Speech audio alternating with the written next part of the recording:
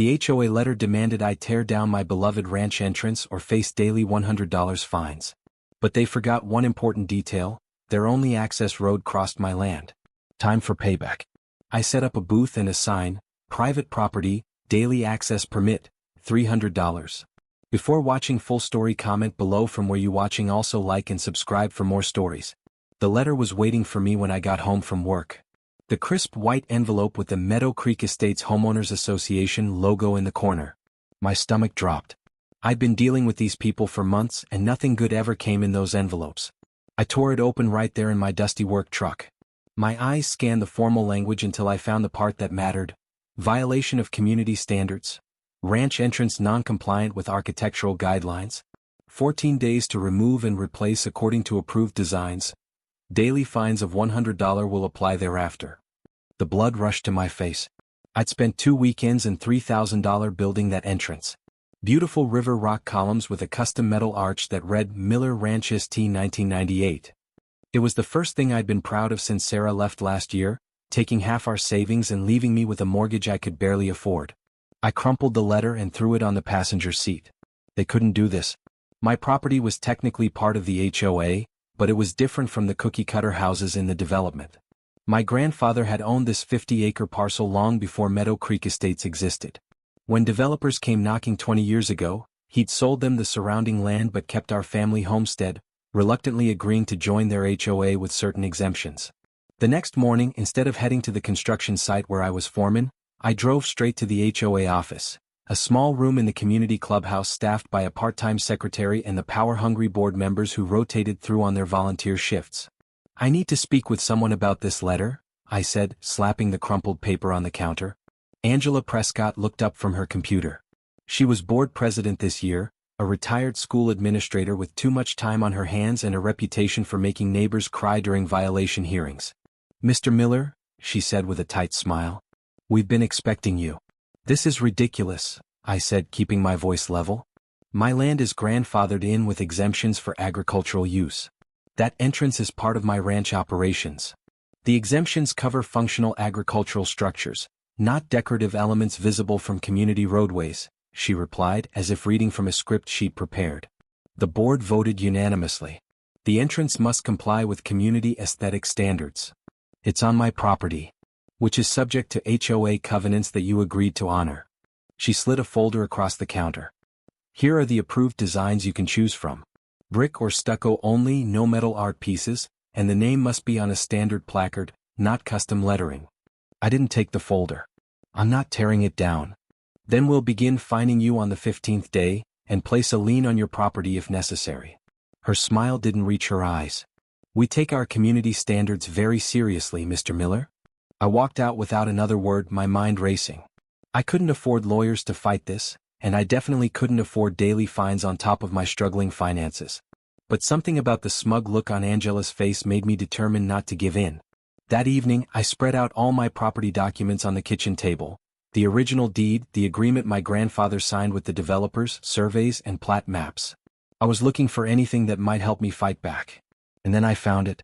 The development had been built around my family's land, but there was one critical detail I'd forgotten. The main road into Meadow Creek Estates, the only access road, crossed a narrow strip of my property. The developers had been granted an easement in exchange for the HOA exemptions. I dug deeper into the paperwork and found the easement agreement. It was for reasonable residential access, specifically for the original 120 homes planned in Phase 1 of development. But Meadow Creek had expanded twice since then. There were now over 300 homes, plus a clubhouse, pool, and even small commercial spaces at the entrance. None of that was covered in the original easement. For the first time in months, I smiled. The next morning, I took a personal day from work and visited the county records office. By afternoon, I had confirmation of what I suspected. The easement had never been updated. Legally, only the original 120 homes had the right to cross my land. I consulted with a lawyer, not an expensive HOA specialist, but an old friend from high school who practiced general law in the next county over. He reviewed my documents over beers that evening. "It's a gray area," he said cautiously, "but you've got leverage here. They should have updated the easement when they expanded. Technically, everyone beyond those original homes is trespassing on your property. So what can I do?" "Negotiate." They need to cross your land and you need them to back off about your ranch entrance.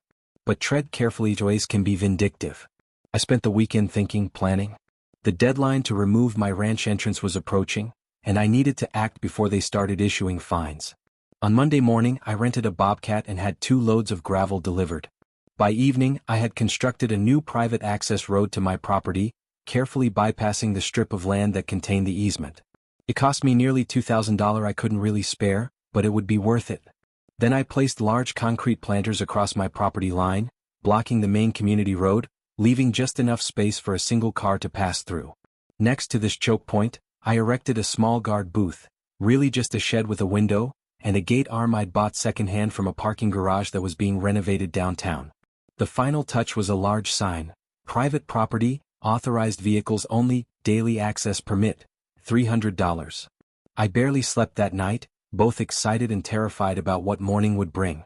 The chaos started at 6:30 a.m. when the first commuters tried to leave for work. By 7 o'clock, there were 20 cars backed up, with drivers getting out to see what was happening. I sat in my guard booth, calmly drinking coffee. A man in a business suit approached, face red with anger. "What the hell is this? You can't block the road." "I'm not blocking any road," I explained politely. "This is my private property. I've created a new access point and am simply regulating who crosses my land. This is the only way in or out of Meadow Creek.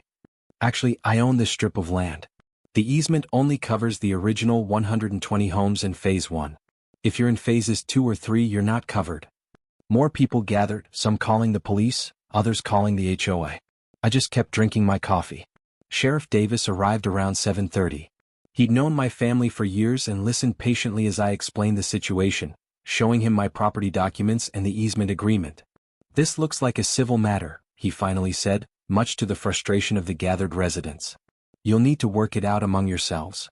Angela Prescott arrived next, still in her bathrobe with a hastily applied coat of lipstick. Her face turned ashen when the sheriff explained he couldn't force me to remove the barriers. "This is outrageous," she spluttered. "You can't hold an entire community hostage." "I'm not," I replied calmly. "I'm exercising my property rights, just like you're exercising yours to regulate my ranch entrance." 30 minutes later, with the traffic backup now stretching for half a mile, I was invited to an emergency HOA board meeting in Angela's living room, just around the corner. I brought all my documentation. "What do you want?" asked Ted Whitman, the HOA treasurer, cutting straight to the point. "It's simple," I said. "I want written confirmation that my ranch is exempt from all architectural guidelines. I want all pending violations dismissed. And I want it in writing that the HOA will never attempt to regulate my property again." "That's completely unreasonable," Angela began, but Ted cut her off. "People need to get to work, Angela. My phone is exploding with texts from neighbors." The debate lasted another 20 minutes, but with each passing minute, more angry calls and texts flooded in from residents stuck in their homes or unable to return. Finally, they agreed to my terms. We drafted a document right there in Angela's dining room. In exchange for updating and expanding the easement to cover all current and future phases of development, my property would be fully exempt from HOA rules and regulations. They would also pay for all necessary legal filings to make it official. By 9:30 a.m., I had removed the barriers and opened the road.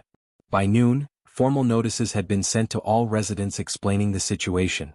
By the end of the week, I had a legally binding document filed with the county that protected my ranch from HOA interference forever. The next weekend, I added even more decorative touches to my ranch entrance: solar-powered spotlights, flowering planters, and a hand-carved wooden sign to complement the metal arch.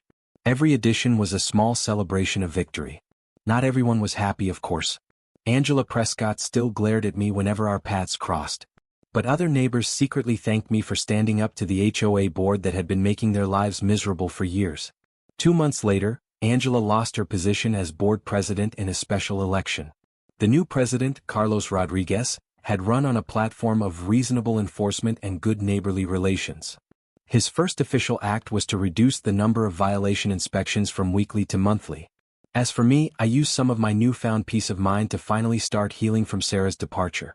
I began renovating the old ranch house, inviting friends over for barbecues, and even started dating again, a kindergarten teacher named Melissa who lived in the non-HOA neighborhood on the other side of town. Sometimes standing your ground isn't just about winning a battle. It's about reclaiming your life. 1 year later, I replaced the EST 1998 on my ranch entrance with EST 1998 Reborn 2025. Every time I drive under that arch, I smile, knowing that some battles are worth fighting, especially when you find a creative way to win.